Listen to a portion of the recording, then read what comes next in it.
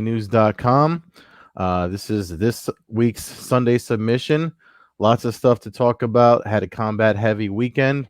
Before I start, make sure you like and subscribe to the YouTube channel for MMAnews.com. We got an interview with Dan Lambert on there. One of this weekend's winners, Liz Carmouche, and more to come as events keep happening. Bellator had a doubleheader weekend, and two nights of fights in a row.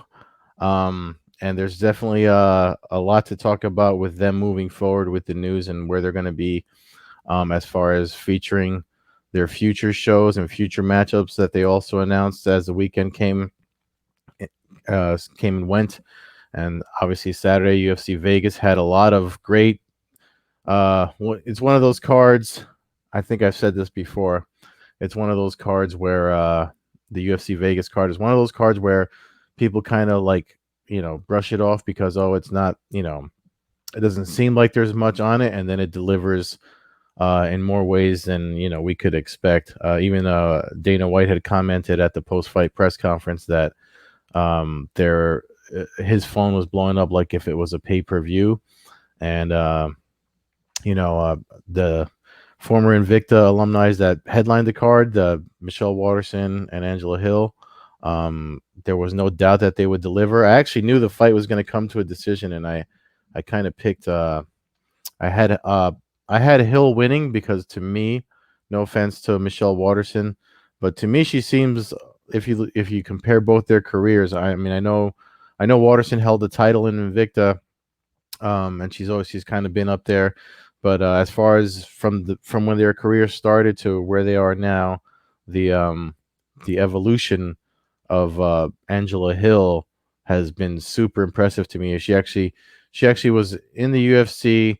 They sent her to go fight in Invicta, and then she made she fought her way back. She's improved herself enough, and now she's like one of the media on site at Vegas commented that she's actually probably more popular than she's ever been because of the work she's doing, in competition, but plus, she's got a pretty active and fun social media following. If you don't follow her, you should definitely follow her.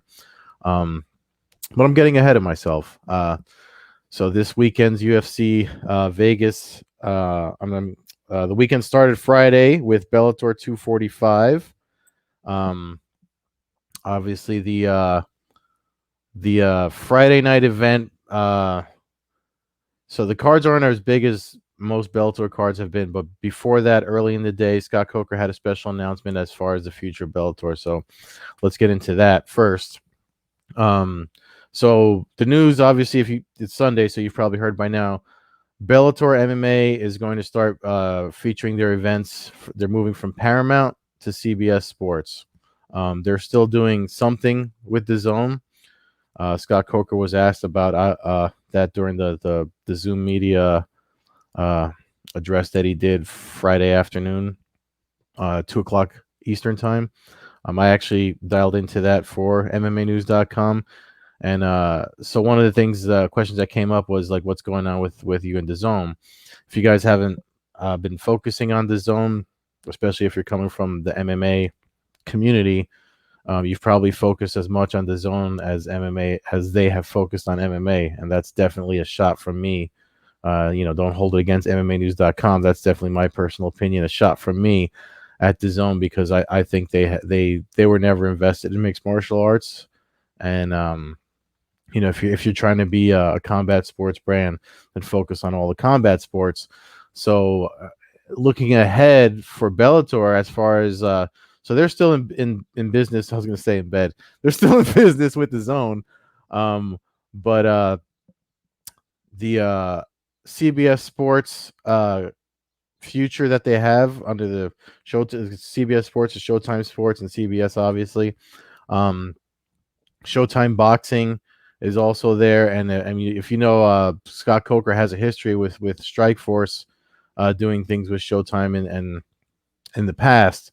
So now those gates are open, and so if you look, the announcement came starting in October 1st. Bellator will be in Milan. they're going to do their Euro series. So one of the pluses about this CBS Sports deal is that one of the biggest complaints when every time Bellator focused on Europe, we here in the U.S. had to watch it on tape delay. They had their Friday night slot. It was 9 p.m. Friday nights Eastern time, and the event would have already gone and went. Sites would have results up, before the broadcast happened, right? Excuse me, seasons are changing here, and with that comes all kinds of respiratory illnesses. Hopefully not COVID.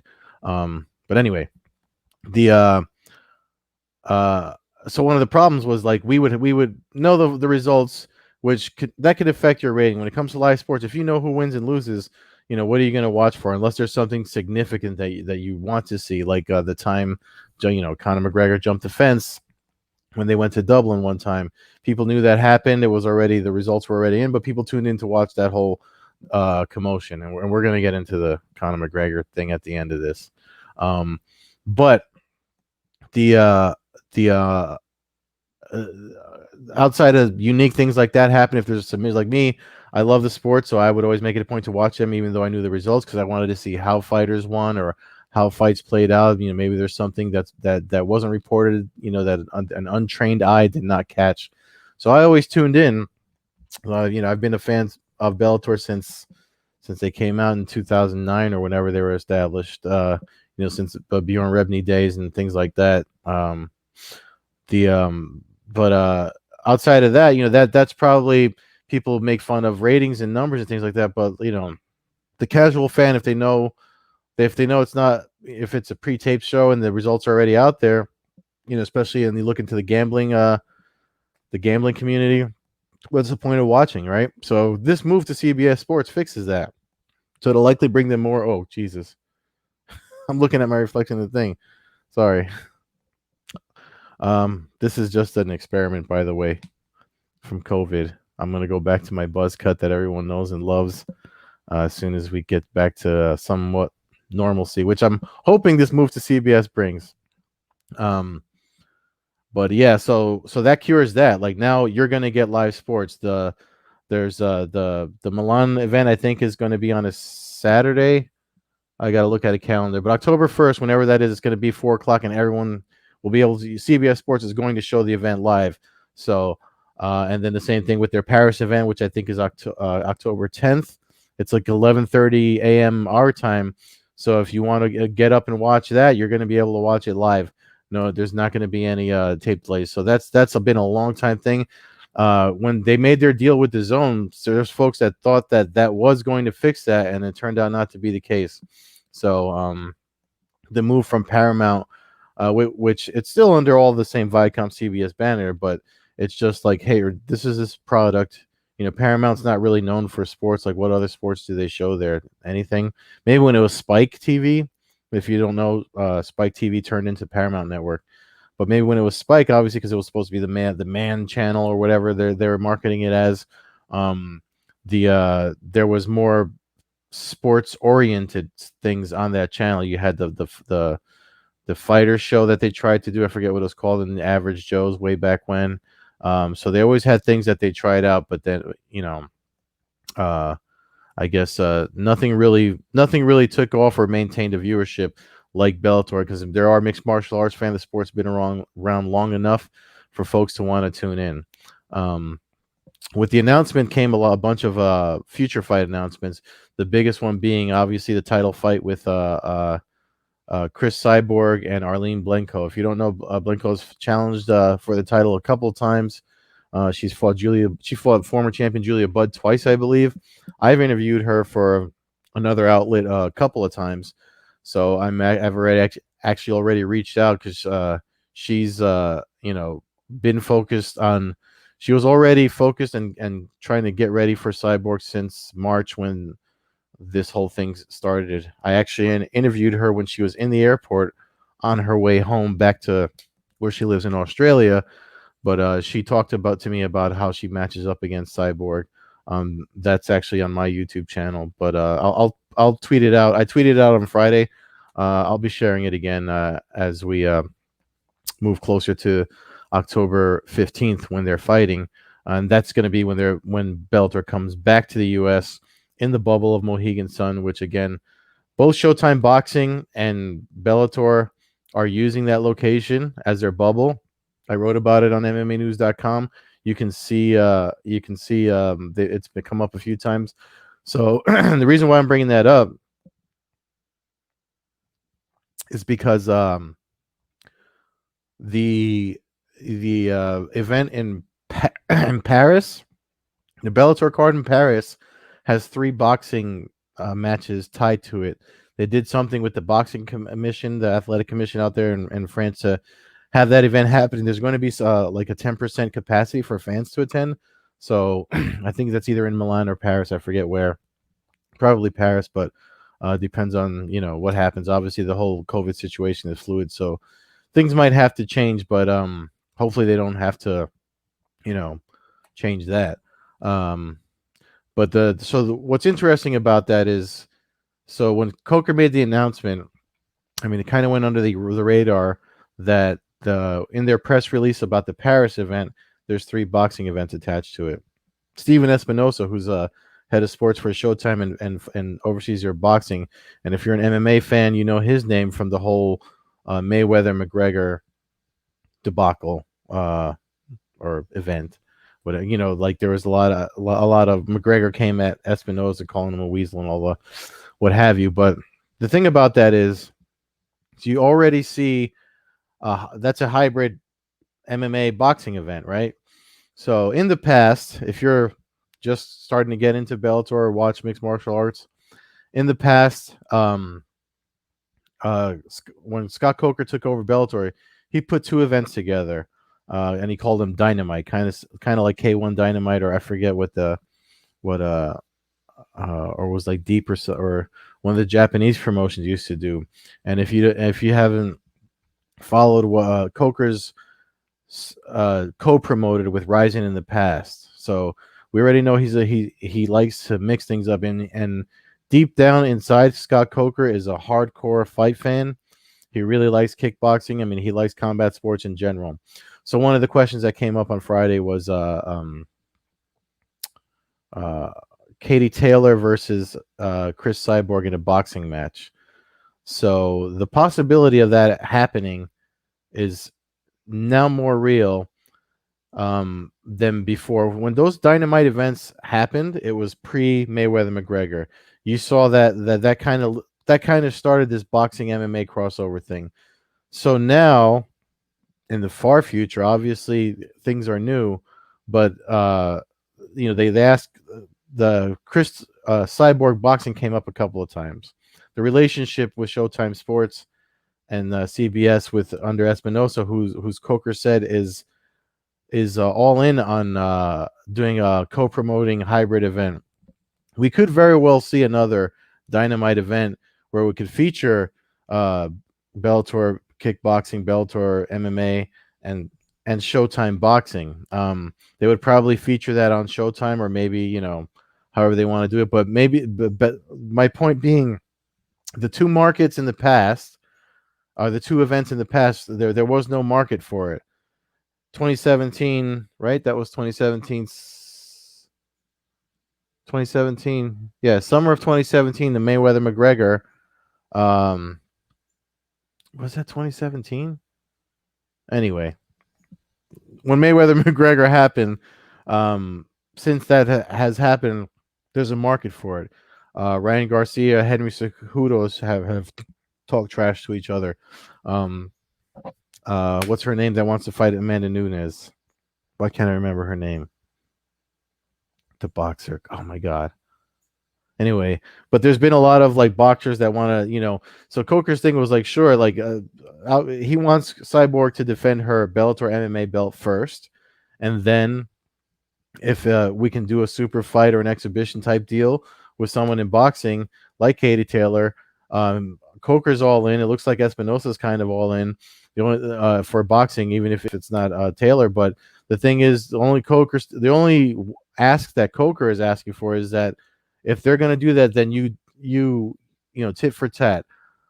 MMA fighter goes into boxing. We all know how that works out. But if you're going to do that and have someone put out there to possibly pick up an L just and collect a hefty payday, but return the favor and have your boxer come into the cage, 4-ounce gloves, shorts, bare feet, and see how to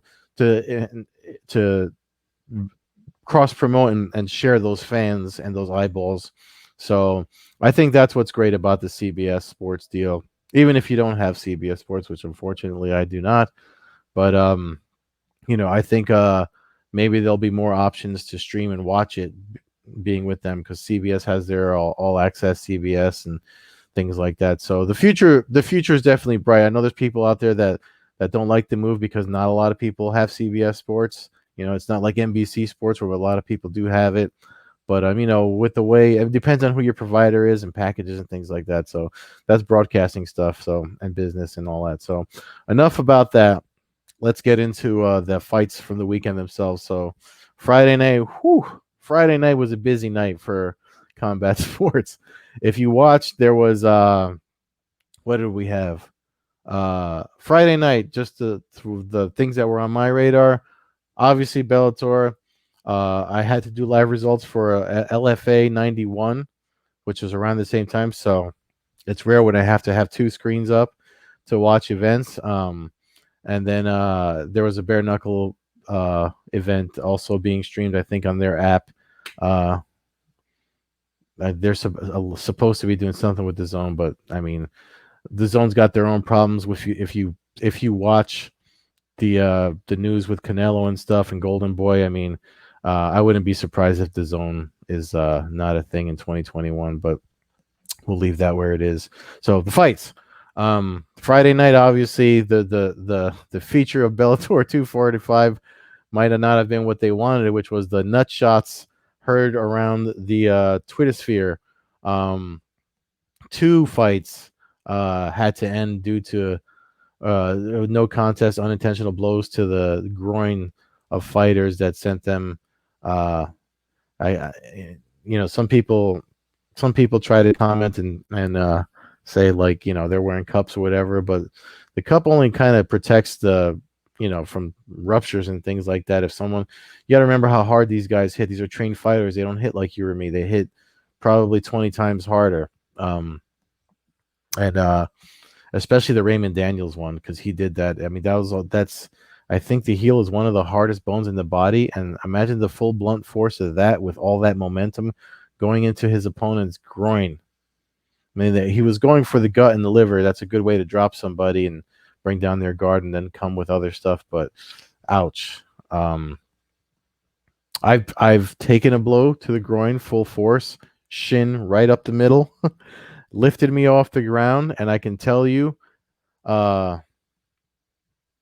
it hurts.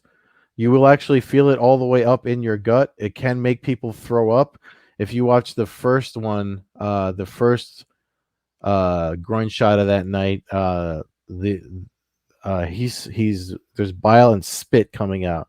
That does provoke that kind of reaction. I'm sorry about my cringing face, but I'm remembering my own hard groin shot that made me invest in a better cup and all of that stuff. So, I mean, it's not funny, but hopefully these guys are all right. I haven't seen any updates. I know they were taken away in stretchers, or it's bad. It's bad news. And some of these guys wear the Muay Thai cups, which are all metal, aluminum, or what have you. But still, I mean, when you put that much force behind something, it's just cupping all your twigs and berries or whatever you want to call it and pushing that up in you. It's still bad. It's still bad. Anyway, but Liz Carmouche, that was her debut on Friday night. She picked up a win, so a submission victory. Again, we had an interview for her about that fight right here on MMAnews.com, so you can go back and check that out.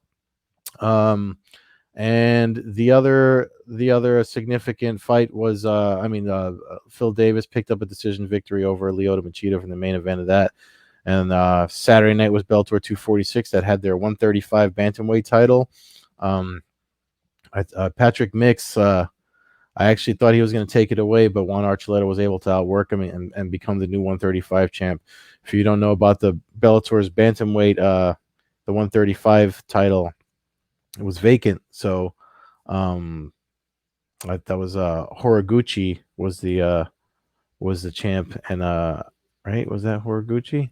Pretty sure when Horiguchi he was a rising Bellator 135 champion, again cross promoting, which is a great thing. I think we're going to see a lot more of that from Bellator. But that they had to fill that title, uh, and the certainly great, worthy contenders. I still think Patrick Mick's going to hold belt at some point.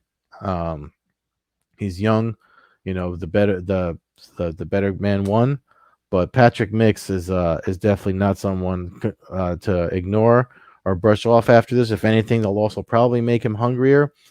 But congratulations to Juan Archuleta winning the fight. Um, Great event. The timing was kind of nice on Saturday actually, because you still got to see. Excuse me. If you were jumping back and forth, you got to see Bellator's main event. You still got to see uh, the main event between Waterson and Hill. So I know I talked about Waterson and Hill at the beginning of this, so we'll just get into the other things that stood out from that card. Kroom's submission win. Uh, that was his debut against somebody that I think he was the underdog in that fight. And when you look at that submission, that's a really nice submission. You don't see it enough. That some people call that choke. I think officially went down as a guillotine choke, but some people call that choke a ninja choke, which is essentially it's just it's just this choke, the rear naked choke, but you're doing it front instead of from the person's head in front of you versus being behind them. And there's a lot of ways to set it up. I've seen it set it up off of a failed guillotine attempt when they defend the arm. You shoot in the other one, and then you come on top and get that choke. Pressure on the back of the head and then squeeze. So it happened so fast, it's hard to see. I have to watch the replay a few times, but that was a great choke and definitely put him on the map. You're going to see him a lot of post-fight interviews and stuff for that guy coming your way soon. But then one of the other things that seemed to happen on the undercard, I mean, there was a lot of great sub finishes and things like that, knockouts. UFC Vegas 10, but bad reffing always seems to make the news when there's MMA, especially when it happens in the UFC. Of course we got that with, I don't remember the referee's name, but it's something that I should have wrote that in my notes, but it's something that you really should kind of remember because it makes it's always cause for concern when there's a reffing event and it goes bad. Or a referee does refs an event and it goes bad. So the Ed Herman versus Mike Rodriguez. The cool thing about it is that because Dana White made an announcement about not coming at officials during the event, but afterward in the post-fight press conference, boy, did he come at him. I mean, he called it Mazzagatti level reffing. Because if you for folks that don't know, Steve Mazzagatti doesn't ref MMA for the UFC anymore because he's made a lot of questionable calls. And so a body shot that dropped at Herman and essentially would have been a win for Mike Rodriguez, was viewed as a groin shot. And folks are saying Ed Herman put on his Academy Award performance to sell it as a groin shot, and the fight continued. That for somehow make Ed Herman wound up being the winner. But Dana White saw it the other way, as a lot of fans seem to have seen it. If you look at the buzz, and the interview is actually up and everything on social media, his post-fight interview where he says, I don't know what happened, if it was a body or a groin. I mean, again, I just said, when you take a groin shot, you will feel it in your gut, but you kind of, if it was a groin shot that was that bad, look at those Bellator 245 groin shots and see how those fighters were not able to continue.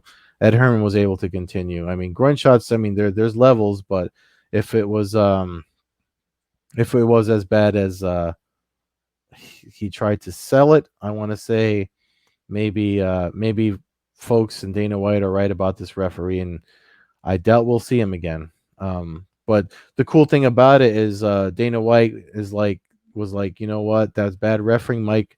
That should have been a W for Mike Rodriguez, and he's getting his win bonus. So that's pretty cool.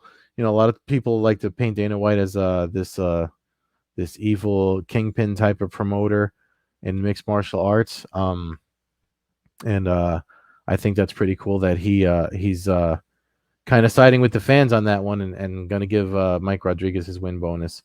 So that's pretty cool for the UFC. And with these last few minutes, I don't like to give. I'm not some. If you've been following these Sunday submissions long enough, I'm not somebody that's. I don't like to ride the bandwagon. This is just my opinion. You don't have to fault MMA News for it or whatever. But I'm not somebody that jumps on the bandwagon of reporting everything Conor McGregor does. Same thing when Ronda Rousey was on top. If she broke win in line at a Starbucks, that was on TMZ and everything like that. So TMZ reported Conor McGregor's got arrested for another sexual assault allegation. I'm saying another because the New York Times was reporting on one a while back, and it got brushed under the rug or whatever. And McGregor was released. His manager, Audie Attar, we actually just published a piece this morning about it that should be filled with updates on MMAnews.com. But, so the thing they're saying about that is that he's such a megastar and he's so famous or what have you. That's why that's happening with him. But look, I mean, there's people that are more famous than him or as famous as him that don't get in trouble as often as he does. And there's, the theme seems to be he's so rich and famous, people are trying to get their paydays out of him, like the cell phone guy in Florida. But I mean, if it keeps the same, you keep hearing the same things happening, you have to wonder if there's some truth behind it. And the whole reason why I left this for last, and why I'm addressing it is because I love the sport of mixed martial arts. As a martial artist, I love competitive martial arts, whether it be MMA, karate, combat, kickboxing, boxing, wrestling, grappling, all of that stuff. But MMA has had a long, hard road to get to where it is right now. And it's still got work to do and they always have to fight off this the human cockfighting and all this bad news like this that's happening. It's not good for the sport. So if McGregor's going to be getting in trouble the way that he keeps getting in trouble, that's a poor reflection on the sport that got him to where he is. So I hate it when that stuff happens. I don't like to jump on it. I mean, that's not a reflection on the rest of the sport of mixed martial artists and its competitors. So that's why I left that for last. We've seen enough of Conor McGregor getting in trouble. I think it's getting old. You know what I mean? If he's not going to be fully charged, and things like, sure, it needs to be reported on, because this is another thing that you have to file under. Okay, maybe this guy could possibly be a problem, or maybe there's just things he needs to work on. He is a young man that made a lot of money, and as an old man, I know from being a young man that if I had a lot of money and the opportunities to get myself in trouble like that, it's going to happen. Where do we see anyone with a lot of money not make that much money young and not screw up? It's almost a recipe for disaster. So that's where I am with that. I mean, look, there's always people trying to take advantage of people. So I think there's always more than one side to a story than what we're reading. It could be truth, could be BS, but I just don't want any more. I don't want anything pushing MMA back to before it was in every household like it is now. We used to dream. Me and my podcast host Matt Hawkins, we used to talk about, man, I sure wish it was on regular TV and we didn't have to watch them online and things like that. So That's actually an alert over at James Lynch's channel, who writes at MMAnews.com. He's doing a reaction for Conor McGregor's assault. So I'm going to go tune into that. But that's my time here for MMAnews.com, this Sunday submission. Apologies for the last video and the quality of it if it didn't look as fancy as the other ones. The producer of this video is attending to other things, so there might be a delay in this one as well. But thank you so much for tuning in. Again, if you have questions, comments, drop them in the comments section below. Make sure you like and subscribe to this channel to help support MMAnews.com and me to keep these coming. And thank you so much for watching. Enjoy your Sunday and the rest of the week. There's plenty of fights coming our way as we close out the end of the year. Hopefully by the end of 2020, we'll be back to somewhat normalcy, and we'll have some fans in the arena and stuff like that. But as for this week, I'm tapping out. Thank you.